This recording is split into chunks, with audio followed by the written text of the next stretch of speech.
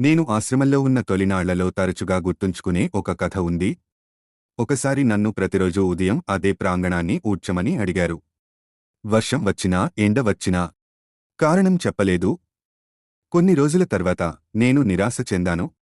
మళ్లీ మురికిగా మారే దానిని ఎందుకు శుభ్రం చేయాలి అని నేను అనుకున్నాను.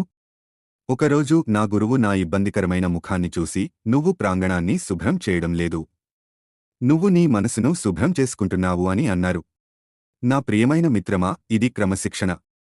శిక్ష కాదు, కఠినత్వం కాదు. కానీ క్షణికమైన కోరిక కంటే గొప్పదానికి నిశ్శబ్దంగా కట్టుబడి ఉండటం. వేగాన్ని అభిమానించే ప్రపంచంలో మనం జీవిస్తున్నాము. ఫాస్ట్ ఫుడ్, వేగవంతమైన విజయం, తక్షణ ఫలితాలు ఇవే ముఖ్యమైన రోజులివి. కానీ నిజమైన వృద్ధి తక్షణమే రాదు. చెట్టు నాటిన మరుసటి రోజే ఫలాన్ని ఇవ్వదు. దానికి నీరు, సూర్యకాంతి కావాలి. క్రమశిక్షణ అంటే నీరు, క్రమశిక్షణ అంటే సూర్యకాంతి. నేను మొదట ఆశ్రమంలో చేరినప్పుడు ఉదయం 4 గంటలకు మేల్కొనడం చాలా కష్టతరంగా అనిపించేది. నేను నా అలారం పెట్టుకునేవాడిని, కాని దానిని మళ్లీ ఆపేసి పడుకునేవాడిని. తరువాత ఒక ఉదయం నేను లేచి మేల్కొని ఉన్నాను. ఆ ఒక ఉదయం ఒక అలవాటుగా మారింది. ఆ అలవాటు నా జీవన విధానంగా మారింది. చూడండి, క్రమశిక్షణ కఠినంగా ఉండటం గురించి కాదు, ఇది స్వేచ్ఛగా ఉండటం గురించి. సాకుల సంకెళ్ల నుండి స్వేచ్ఛ, విచారం యొక్క భారం నుండి స్వేచ్ఛ. మీరు మీ శరీరం మరియు మనస్సును మీ అదుపులో ఉండేలా శిక్షణ ఇచ్చినప్పుడు మీరు శక్తివంతులు అవుతారు. ఇంకో కథ చెప్తాను, వినండి. ఒక బాలుడు నన్ను ఒకసారి అడిగాడు, "గురువుగారు, నేను ఎలా జ్ఞానవంతుడిని అవుతాను" అని.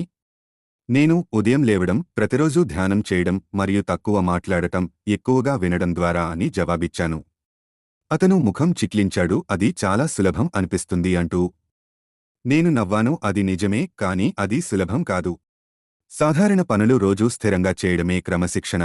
ఎవరైనా ఏదైనా ప్రారంభించవచ్చు, చాలా కొద్దిమంది మాత్రమే పూర్తి చేస్తారు. కేవలం ఒక చిన్న పనిని స్థిరంగా ప్రతిరోజు చేయడం వలన మన జీవితాల్లో ఎంత మార్పు వస్తుందో మనం చాలా తక్కువ అంచనా వేస్తాము."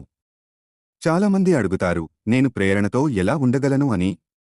నేను వారికి చెప్తున్నాను, ప్రేరణను వెంబడించవద్దు, అది గాలిలా వచ్చిపోతుంది. బదులుగా క్రమశిక్షణను పెంపొందించుకోండి. అదే పునాది. ప్రేరణ అనేది నిప్పురవ్వ లాంటిది. క్రమశిక్షణ అనేది కట్టెలు లాంటిది.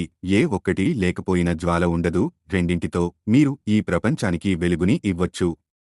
మీరు నిజంగా మీ జీవితాన్ని మార్చుకోవాలనుకుంటే ఒక అలవాటుతో ప్రారంభించండి. 30 నిమిషాల ముందు మేల్కొనండి. కాఫీ తాగే ముందు నీరు త్రాగండి. ఒక పేజీ చదవండి. 5 నిమిషాలు ధ్యానం చేయండి. మీరు బలవంతంగా చెయ్యాలని చెయ్యొద్దు. మీ భవిష్యత్తు దానికి అర్హమైనది కాబట్టి దానికి కట్టుబడి ఉండండి. క్రమశిక్షణ అనేది ప్రేమపూర్వకమైన చర్య. మీ భవిష్యత్తు పట్ల ప్రేమ, మీ లక్ష్యం పట్ల ప్రేమ.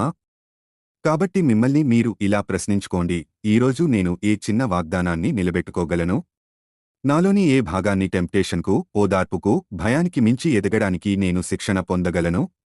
క్రమశిక్షణ బాధకు మార్గం కాదు, ఇది స్వేచ్ఛకు మార్గం. గుర్తుంచుకోండి. క్రమశిక్షణలో ప్రావీణ్యం సంపాదించుకోండి. మీరు దేనినైనా ప్రావీణ్యం పొందవచ్చు. ఈ సమయం నాతో గడిపినందుకు ధన్యవాదాలు. మనం మళ్లీ కలిసే వరకు జాగ్రత్తగా నడవండి, బుద్ధిపూర్వకంగా జీవించండి మరియు మీ మార్గానికి నిజాయితీగా ఉండండి.